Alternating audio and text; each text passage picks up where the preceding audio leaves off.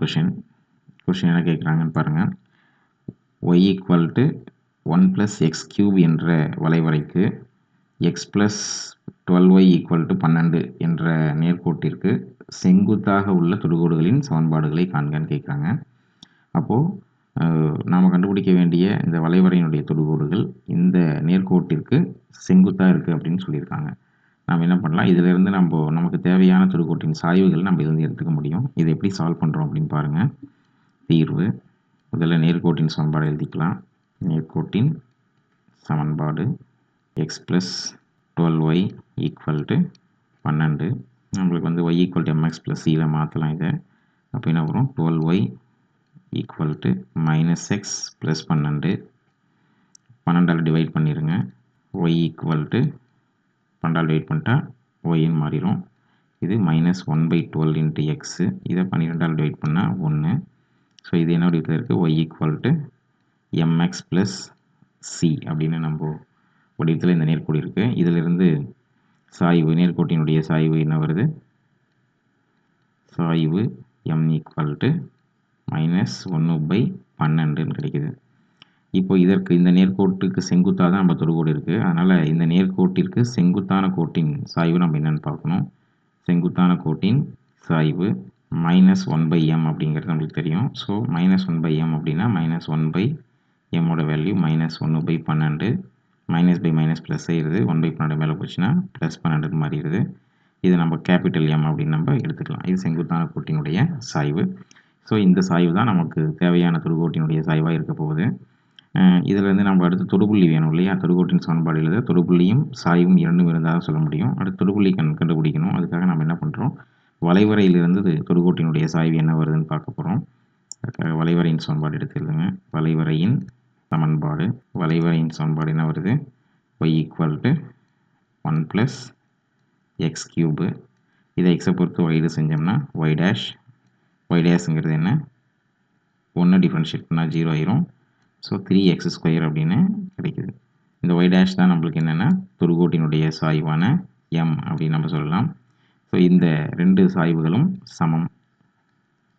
ஏன்னா இதுவும் தொடுகோட்டின் சாய்வு தான், இதுவும் கொடுக்கப்பட்ட கோட்டிற்கு செங்குத்தான கோட்டின் சாய்வு. ஏன்னா கொடுக்கப்பட்ட கோட்டிற்கு செங்குத்தாக தான் நம்ம தொடுகோடு இருக்குங்கிறதுனால செங்குத்தான கோட்டினுடைய சாய்வானது நம்ம தொடுகோட்டினுடைய சாய்வுக்கு சமமாக இருக்க போகுது. நம்ம இது ரெண்டையும் சமப்படுத்தலாம். சமப்படுத்தினா என்ன வருது, 1,2 1,2 implies 3x² equal to 12. x² equal to 12/3. ஒரு 3 3 4 12. So x² equal to 4. அப்போ x ஈக்குவல் டு ±2 அப்படின்னு நம்மளுக்கு கிடைக்குது.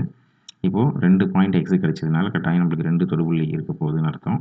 ஸோ x ஈக்குவல் டு 2 எனில் நம்ம வளைவரையில் இந்த வளைவரை இருக்கு இல்லையா, y ஈக்குவல் டு 1 + க்யூப், அதில் நம்ம பிரதிட்டோம்னா y ஈக்குவல் டு 1 + 2³ ஸோ y-யோட மதிப்பு என்ன வருது, 2³ 8, 8 + 1 9. அப்போ முதல் தொடுபுள்ளி 2,9.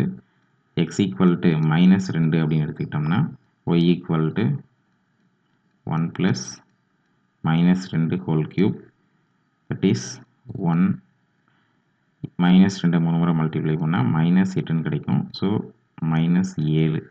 தேர்ஃபோர் தொடுபுள்ளிகள், முதல் தொடுபுள்ளி 2,9, ரெண்டாவது தொடுபுள்ளி -2, -7 அப்படின்னு கிடச்சிருக்கு. ஸோ இந்த ரெண்டு தொடுபுள்ளியிலையும் நம்ம என்ன செய்யலாம், தொடுகோட்டினுடைய சமன்பாடை கண்டுபிடிச்சிடலாம். தொடுகோட்டினுடைய சமன்பாடுகள் இப்போ நம்மளுக்கு சாய்வு தான் நம்மளுக்கு தெரியும். தொடுகோட்டினுடைய சாய்வு தான் இந்த m equal to 1/2.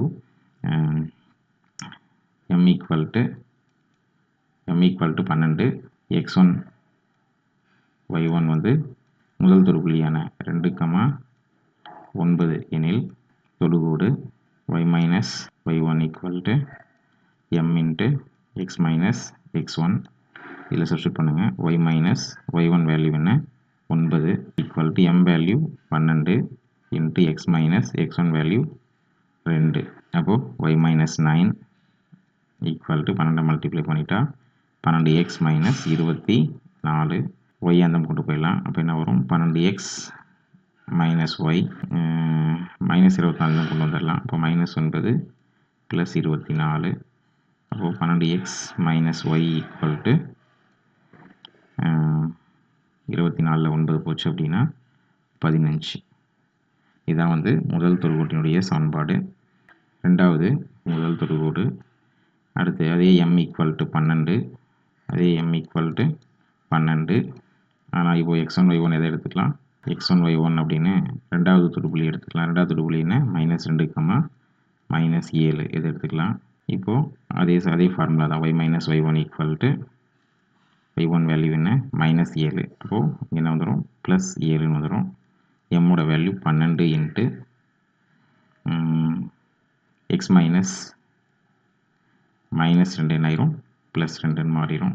y + 7 = 12x + 24. y எந்த பக்கம் செல்லாம்? 12x - y 24 இந்த பக்கம் வச்சிட்டோம்னா 7 - 24. ஸோ 12x - y =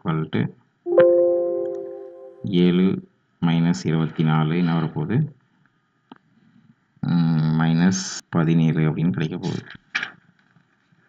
ஸோ இதுதான் வந்து இரண்டாவது தொடுகோட்டினுடைய சமன்பாடு. ஸோ அவங்க சொன்ன கண்டிஷனை ஒபே பண்ணுற மாதிரி 2 தொடுகோடு நம்மளுக்கு கிடைச்சிருக்கு. அதாவது y = 1 + x³ என்ற வளைவரைக்கு x + 12y = 12 என்ற நேர்கோட்டிற்கு செங்குத்தாக மொத்தம் 2 தொடுகோடுகள் நமக்கு கிடைச்சிருக்கு. அவங்க சொன்ன கண்டிஷனை யூஸ் பண்ணும் பொழுது எக்ஸுக்கு 2 மதிப்பு கிடைக்கிறதுனால 2 தொடுபுள்ளி கிடைச்சிருக்கு. 2 தொடுபுள்ளியிலையும் நம்ம 2 தொடுகோடை நம்ம கண்டுபிடிச்சிருக்கோம்.